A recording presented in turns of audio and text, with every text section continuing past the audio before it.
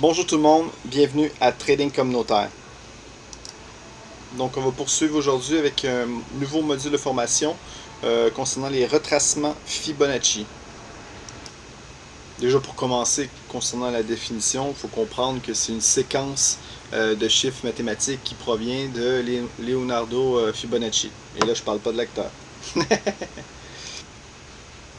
Déjà un retracement Fibo, je l'ai indiqué ici sur mon écran, vous voyez. C'est un pourcentage de retracement par rapport à deux points précis. Donc voilà. Je continue avec la définition dans le sens où on a une séquence de chiffres. Vous voyez, c'est toujours ça par rapport au chiffre Fibonacci. Bon, pourquoi ils ont associé ça à Fibonacci? Franchement, bref. C'est une séquence de chiffres. On va s'en tenir à ça. Donc, vous les voyez, c'est tout simplement tous les chiffres qui sont affichés à l'écran, les 0, 21,6, 23, j'ai marqué 21, mais c'est 23. je vais le changer. Donc, 23,6, 38, les 50% d'un mouvement, les 61,8 d'un mouvement, qui, je ne sais pas pourquoi, ils appellent ça le chiffre d'or. Vous irez voir si vous êtes curieux, le chiffre d'or par rapport à une formule de mathématiques grecque. Donc voilà, c'est les 61,8 qui se rapprochent du chiffre d'or. Un Fibo qu'on apprécie. Les 76,4, ou 75% aussi si vous voulez, et les 100%. Donc ce qui détermine dans le fond à partir d'un point haut, vous voyez ici l'écran de mouvement, pardon, jusqu'à votre base qui est 100%. Donc du moment où vous avez un point haut, vous identifiez un point haut évidemment, vous commencez à avoir des bornes que les Fibos vous définissent pour tracer des futurs supports ou résistances, évidemment le cas échéant, tout dépendant de la façon que vous le tracez. Évidemment, vous le tracez dans le sens de la hausse comme ça. Évidemment, vous êtes en tendance haussière. Vous pouvez très bien faire l'inverse, évidemment, et le tracer dans le sens inverse. Et là, vous êtes dans un mouvement de baisse, où les chiffres là, sont inversés, vous voyez. Donc le 23, 38, 50, 61, 76, et voilà. Donc là, ça reste somme toute vraiment la base, mais c'est ça le but d'un retracement Fibonacci. Pour ceux qui me connaissent depuis un certain temps, vous savez que ce que j'aime et ce que j'apprécie pour les Fibonacci, c'est d'avoir un relief sur le temps. Donc, je m'explique. J'aime bien tracer mes Fibonacci par rapport à nos points hauts et bas du jour. Ça, c'est nos premiers Fibos à toujours vérifier. Ce que je vérifie aussi, c'est par rapport à notre semaine. Mais plus court que notre journée, j'ai oublié de l'évoquer, aussi sur les sessions, par rapport à votre actif évidemment de choix. Donc moi j'aime bien regarder la session américaine, puis avoir des retracements en session américaine pour les indices américains.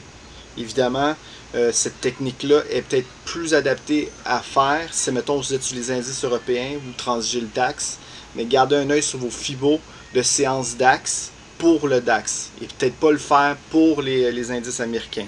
C'est une question de logique, c'est d'utiliser les Fibos pour la bonne séance, pour le bon produit, tout simplement, le bon actif. Donc voilà, pour poursuivre, j'aime bien avoir un œil de recul sur le temps. Donc je regarde toujours mes Fibos en session américaine. Là, j'en affiche une présentement. C'est tout simplement ici à l'écran. C'est notre point haut et notre point bas du jour. C'est notre session intraday. Donc, il y a eu un point haut, vous voyez. Donc, à partir de ce moment-ci, voilà, on aurait un premier point ici de retracement par rapport à notre journée, les 23 Fibos, qui resterait une planification en tant que telle. Voilà. Est-ce que ça va fonctionner ou pas? Je ne sais pas. Mais ça vous donne une idée. Donc, j'aime bien regarder les Fibos aussi sur notre semaine, notre trimestre, notre mois, pardon, j'oubliais, et ultimement notre trimestre. Donc, ça reste tous des endroits où j'aime bien vérifier. Chose aussi qui est importante de noter, c'est que vous avez vu aussi mes vidéos sur les overlaps. Moi, ce que j'aime bien, c'est avoir une convergence des deux. Donc, c'est à partir d'un moment où j'ai un point haut et un point bas, j'essaie de regarder s'il y a un overlap qui converge à un endroit. S'il y a une zone d'accumulation vraiment claire et précise. Vous voyez, comme ici, par rapport au 23 qu'on voit présentement à mon écran, on voit très bien. Attendez, je vois que j'ai affiché encore le temps, je vais l'enlever. Donc vous voyez, on voit ici qu'il y avait une zone d'accumulation qui a été travaillée juste ici, un overlap assez clair. Donc voilà, qui permettrait peut-être de choisir un peu plus les 23 fibos à partir de maintenant, qui reste intéressant, qui ferait en sorte qu'on décalerait un peu en dessous de celui-là. Évidemment, ça pourrait être en soi une faiblesse, mais ça, je ne veux pas revenir sur mes anciennes vidéos, mais vous comprenez un peu la logique. Donc ça pourrait vous faire office d'un ultime support un peu plus bas, le cas échéant où vous voyez que les prix retracent un peu plus bas que le overlap ici. Donc voilà, à partir d'un moment X dans la journée, on a cette option-là ici. Et ce qui est intéressant aussi quand on commence à notre journée, c'est d'avoir toujours un œil un peu sur le déroulement de notre journée. Là, ici, c'était la séance asiatique. Vous voyez, il y a un mouvement de hausse qui s'est mis en place tout simplement, puis on pouvait avoir un œil dessus. À partir du moment où vous avez un mouvement ici du point A au point B, vous pouvez avoir une façon de faire, un recul qui peut être intéressant, comme ici, dans cet exemple-ci, on avait les 38 fibos qui étaient intéressants pour prendre le pullback, voyez, pour essayer de rentrer dans le mouvement du jour. C'est tout, par rapport à cette séance-ci. Donc encore une fois, à chaque fois que vous voyez une stabilisation, mais ça vous permet de constater des fois qu'il peut être intéressant de regarder tout simplement vos fibos. Donc ici, on avait encore une fois un autre point. On semblait avoir un recul encore. Et vous voyez, on a retravaillé ici les 23 fibos. Donc voilà. C'était grosso modo un peu ce qui s'est passé en séance asiatique pour aujourd'hui. Après, ça a été l'Open européen. Voilà. Donc, on va essayer de s'ajuster à l'Open européen. Voir un peu qu'est-ce qui s'est passé. Ils ont un peu décalé parce que c'était l'Open. Ils ont été chercher un deuxième fibo, les 23. Donc voilà. Mais ce qui est intéressant avec les 38 à ce moment-là, c'est qu'on avait encore une fois un overlap. Donc c'est ce qui permet aussi d'identifier certaines zones. T'sais. À ce moment-là, on aurait pu très bien redécaler puis aller chercher peut-être un extrême un peu plus bas, les 75 fibos, qui restait peut-être un extrême d'un mouvement. Donc moi, j'aime bien les extrêmes. Ça, vous le savez, mais là, vous ne me connaissez peut-être pas, peut-être que vous voyez pour la première fois ma vidéo, mais j'aime bien les mouvements, les extrêmes, tout simplement. Il y a un mouvement en cours, et parfois vous voyez vraiment un recul qui est quand même assez important. Ce qui est intéressant aussi, c'est de garder un œil toujours sur les 75 fibos. Ça reste le support ultime voilà, de votre marché, c'est tout. Parfois, vous avez un range. Des fois, ça arrive, vous avez des ranges. Vous pouvez évaluer votre range avec des fibos. Vous prenez votre point haut, votre point bas du range. Puis, des fois, à l'intérieur du range, vous avez des rebonds techniques en alliage avec vos overlaps. Et souvent, le point bas du range, dans un range X, évidemment, là, parfois, il y a des transactions qui peuvent être très intéressantes en prenant vos 75 fibos si vous voyez qu'il y a une convergence avec votre overlap. C'est ce qui fait des fois qu'on a un range, mais les niveaux des prix décalent un peu. Donc voilà, c'est des bandes qui sont intéressantes. Donc on va continuer notre journée, on va réajuster. Moi, en ce qui nous concerne aujourd'hui, j'avais trouvé ça intéressant d'intervenir ici sur les 23 en pré-market. Vous voyez, on avait une bande qui était intéressante, tout simplement. On le voyait un peu mieux en M5. Il y avait un overlap ici en M5. Et voilà. Donc, ce qui permettait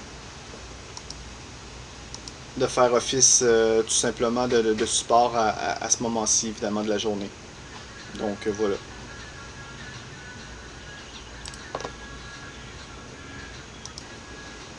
On continue encore. On va réajuster jusqu'à notre point haut ici intermédiaire, qui était l'Open américain. Vous voyez, malgré notre point haut ici en pré-market à 9h, on a été chercher les 23 fibos qui restaient une première zone.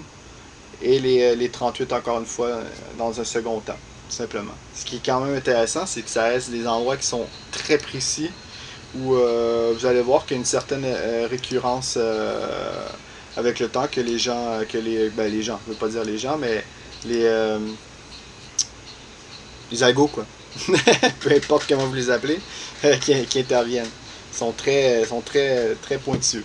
Moi, évidemment, à ce moment-ci, j'aurais attendu évidemment un recul peut-être un peu plus important, puis aller voir les 61 Fibo, c'était une planification par rapport à ce que j'avais à ce moment-là. On ne l'a pas fait, mais vous voyez un peu, on a un overlap, on a une zone ici, une seconde zone d'accumulation par rapport à notre journée X, parce que peu importe, ça reste comme ça reste notre détermination de l'évaluation de notre journée.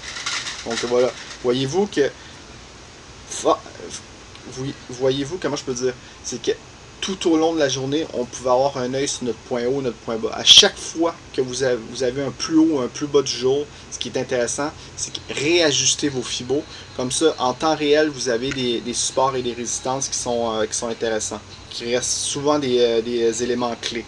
Donc, quand vous donnez la peine de faire un peu de recherche, puis que vous voyez que vous avez une convergence en plus avec un overlap, donc vous savez que vous avez des niveaux de prix à titre de price action qui sont intéressants. Donc ici, on va sauter sur le graphe en horaire par rapport à notre semaine. Donc grosso modo ici, c'est un peu le portrait qu'on a de notre semaine. Donc une semaine parmi tant d'autres. Voilà.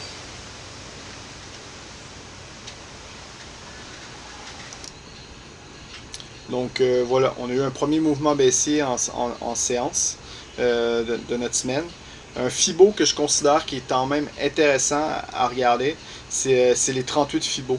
Pour avoir parfois, si vous cherchez un premier repli qui peut être intéressant dans un mouvement qui est assez directionnel, les 38 m'apparaît toujours le premier niveau qui est intéressant. Voilà, c'est tout. Dans le but d'essayer de poursuivre la tendance à un moment X, évidemment. Quand vous avez un flux qui est très fort, ok, mettons dans une séance américaine, parfois ça arrive, vous voulez essayer de suivre et même de voir, admettons, parfois vous pouvez transiger, admettons, un bull flag, mais c'est dur de déterminer un bull flag, c'est une figure, hein, une figure chartiste, là. C'est une figure de continuation. Des fois, c'est difficile de déterminer les prix, mais vous pouvez le faire souvent avec les Fibo, et c'est les 23 Fibo. Donc les 23 Fibo restent, je dirais, le premier Fibo pour maintenir un peu la pression d'un mouvement. Donc, mais c'est pas celui qui est garant d'une hausse qui est nécessairement saine, dans le sens où l'opportunité d'un premier retracement qui peut être intéressant pour faire une première transaction qui est vraiment intéressante, c'est les 38. Quand vous avez la chance de pouvoir juxtaposer en plus un overlap, c'est intéressant. Ici, dans le cas horaire, le seul overlap qu'on avait, c'était l'extrême tout en haut. Vous voyez? Donc, qui avait une convergence. Encore les 75 Fibo. Évidemment, on a décalé un peu au-dessus, mais voyez-vous à quel point on avait un overlap ici. Il y a quelque chose qui s'est passé. Les marchés sont décalés. Ils sont revenus chercher après l'overlap tout en haut. Donc, voilà. Ils n'ont pas nécessairement arrêté. Vous voyez, quand ils ont commencé à dépasser les 38, ils ont été très rapidement voir les 75. Donc, ce qui était intéressant, c'est qu'on n'avait aucun overlap aussi qui convergeait entre les deux. Donc, ce qui vous permet de filtrer aussi. Vous êtes mieux d'attendre toujours les overlaps, de prioriser le price action. Puis ce qui est intéressant avec les retracements Fibonacci, c'est que vous pouvez associer aussi une certaine logique mathématique. Si vous voyez que votre overlap converge bien avec un niveau mathématique précis des 75 Fibo à ce moment-là, mais vous savez que vous avez une planification qui est quand même, somme toute, intéressante et logique. Vous allez vous rendre compte que si vous utilisez cet outil-là, vous allez voir que les marchés évoluent de stade, de palier en palier, certes, mais ils évoluent franchement avec des patterns mathématiques. Donc voilà. Vous allez voir qu'ils souvent ils font des paliers comme ça où vous allez voir avec une récurrence les séquences de chiffres que je vous ai montrées, tout simplement. Une utilité aussi des Fibos, c'est d'avoir aussi toujours un œil sur un mouvement inverse, dans le sens où vous atteignez évidemment une zone que vous sachez, que vous savez sans doute qui va officier de support à cet exemple-ci, qui est ici, vous voyez. Mais vous essayez de garder un œil sur le rebond, tout simplement. Vous gardez un œil en même temps, vous pouvez faire les deux. Vous baissez ici vos fibos de la semaine. Donc vous avez un œil nouveau un peu sur votre semaine. OK? Donc le cas échéant, vous essayez de rentrer en position, vous essayez de contrer le marché parce que vous avez une planification sur un mois, exemple, sur votre mois. Ben là, vous avez des paliers de votre semaine que vous pouvez alléger. T'sais. Le cas échéant, mais les 50 fibos pouvaient être un bon endroit qui a fait office de résistance à ce moment-ci.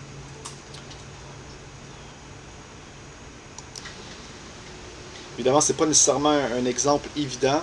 Donc là, on a encore une fois, on a eu un rebond. Donc, on pouvait prendre nos fibos, évidemment, les ajuster. Évaluer évidemment si le mouvement. Ici c'était les 50 fibos. Est-ce qu'il y avait un overlap sur les unités de temps courtes M15 ou non? Ça c'était à figurer évidemment. Mais en termes d'horaire, il n'y avait rien. J'avais pas nécessairement aucune comment je peux dire en termes d'horaire, il n'y avait pas d'overlap qui convergeait. T'sais. Le seul truc qu'on pouvait voir ici qui convergeait, c'était l'overlap que le marché a identifié ici. Vous voyez qu'il a finalement dépassé la hausse. Vous voyez? Et on est quand même revenu dessus. Ce qui est intéressant à ce moment-là, c'est que par rapport à votre point bas et votre point haut d'évaluation, par rapport à votre rebond de semaine, c'est pas nécessairement le point haut ou le point bas de la semaine. C'est un rebond qui est en train de s'initier.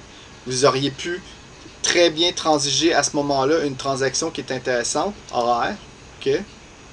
Puis transiger les 38 fibos, puis prendre quand même un rebond qui était quand même intéressant. Presque d'une centaine de points, hein. Ça a l'air de rien, mais parfois ça va vite. Donc ça vous évite de cliquer au mauvais endroit. Ça vous aide aussi à cliquer au bon endroit au bon moment et à vous méfier. Évidemment, déjà là vous savez que vous devez vous méfier des overlaps. C'est des accumulations de prix, tout simplement. Évidemment, on a réintégré, il n'y a pas de souci. On a même réintégré les 50, vous voyez ici. On a transigé aussi les 50 qui convergeaient avec un overlap juste ici. Regardez bien. Vous voyez, si vous vous rappelez très bien de ma vidéo des overlaps.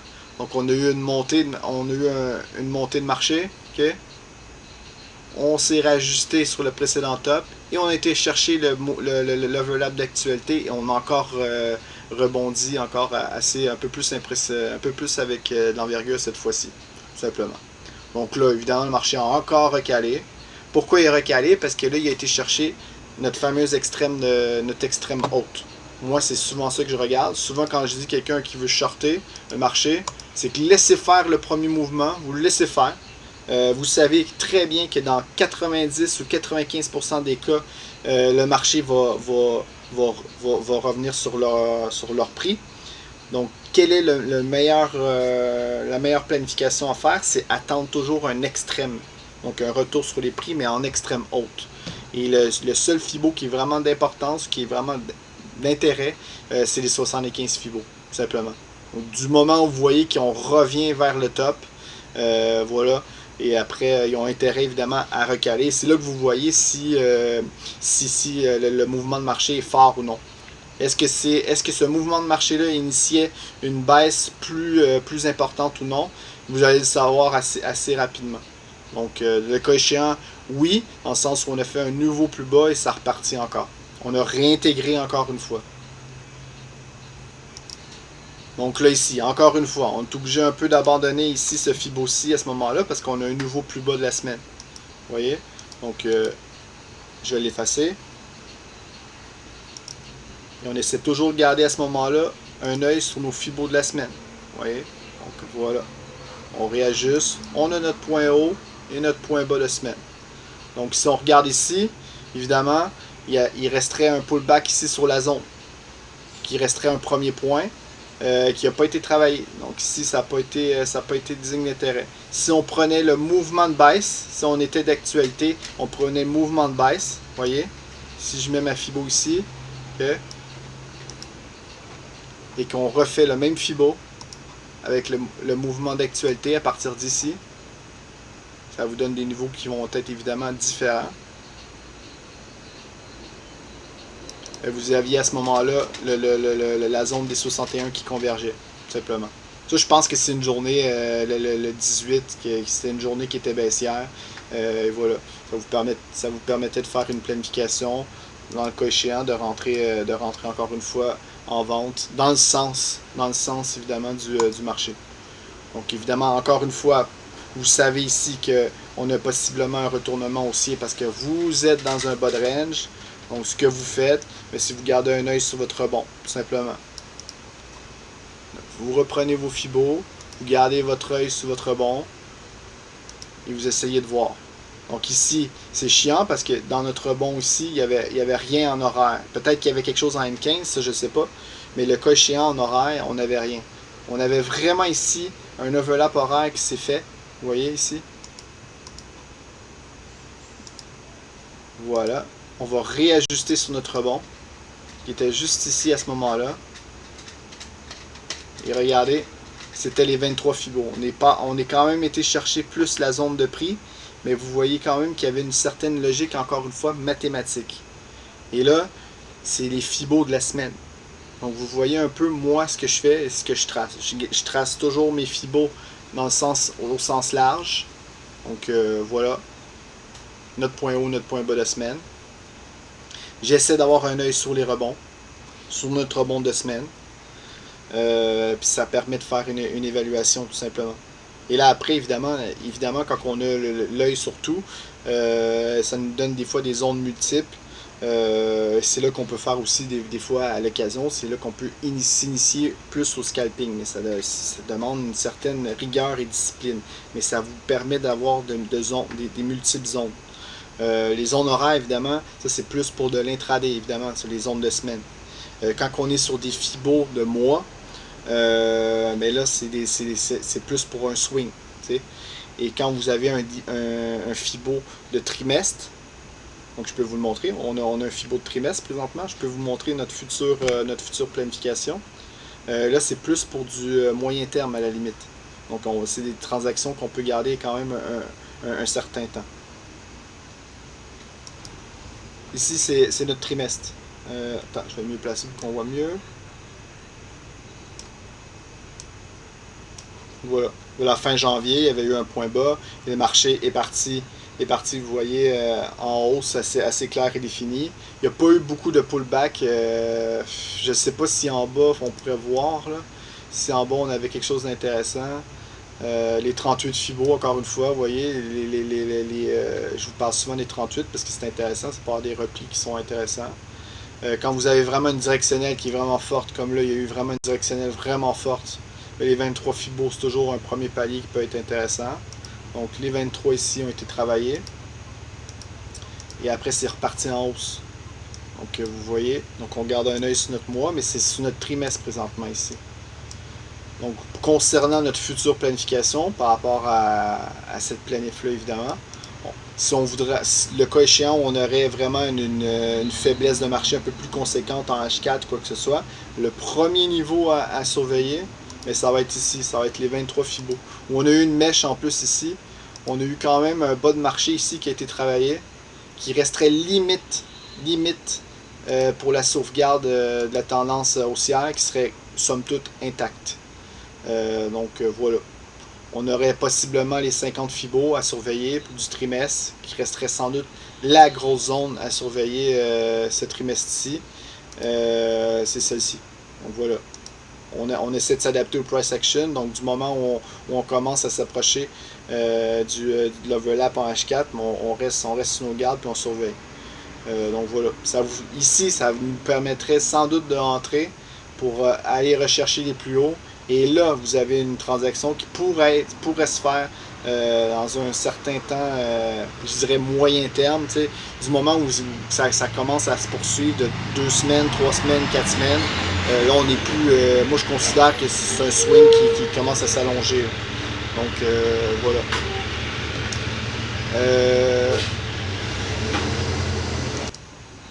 Donc moi, c'est ce qui termine ma formation. Dans le fond, c'est d'avoir j'ai une conclusion qui est somme toute importante. C'est que quand vous avez des difficultés par rapport à une journée intraday, que vos bas intraday se fait défoncer, ok? C'est des choses qui peuvent arriver quand même assez couramment. Le seul recul que vous pouvez vous avoir, c'est par rapport à vos overlaps, évidemment, sur les unités de temps supérieures, de 1. Et de 2, vous avez un outil aussi que je vous présente ici qui est intéressant, les fibos. Donc, vous prenez vos fibos de semaine. Donc, si vous voulez avoir des supports qui sont intéressants, vous prenez vos fibos de semaine parce que vous êtes dans le pétrin par rapport à vos fibos intraday. Et ainsi de suite. Vous êtes en pétrin dans votre semaine, vous avez un mouvement qui a un peu plus d'envergure, mais vous regardez vos fibos, vos fibos mensuels. Donc ça vous donne des zones qui sont beaucoup plus larges. Et ça vous évite de cliquer ou de porter intérêt à des zones trop rapidement. C'est tout. Et de fil en aiguille, votre mois commence à se dégrader. Vous commencez à avoir les bas de votre mois qui commencent à se dégrader. Mais vous avez je pense, le graphe ultime, c'est votre graphe trimestriel. Et c'est là que vous pouvez avoir un recul très précis. Donc ça, les gens le savent, c'est notre façon de faire qu'on a souvent fait pour avoir des swings qui pouvaient être importants, tout simplement. Donc là, il y en a un ici, qui est ici, les 50 du trimestre, qui pourrait être intéressant. Voilà. Là, on est en train de travailler l'overlap ici, vous voyez, l'overlap en H4 en haut. Possiblement qu'on va aller chercher peut-être ici, je m'y attends, peut-être dans un premier temps. Donc à voir, sans remettre nécessairement en question le marché. Voilà.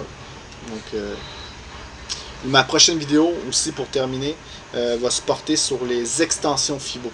Donc là on va faire une évaluation sur un mouvement de marché et on va faire une extension pour avoir des zones d'estimation. C'est ce qu'on fait souvent avec récurrence et c'est vachement intéressant parce que vous avez des zones qui sont très précises. Donc voilà, ça va être ma prochaine vidéo de formation. N'oubliez pas de liker ma vidéo si vous voulez bien, si vous avez aimé le contenu. Et abonnez-vous évidemment à la chaîne pour pour faire en sorte que notre communauté évolue. Donc voilà, je suis David de la communauté de trading communautaire, puis je vous souhaite une bonne fin de journée.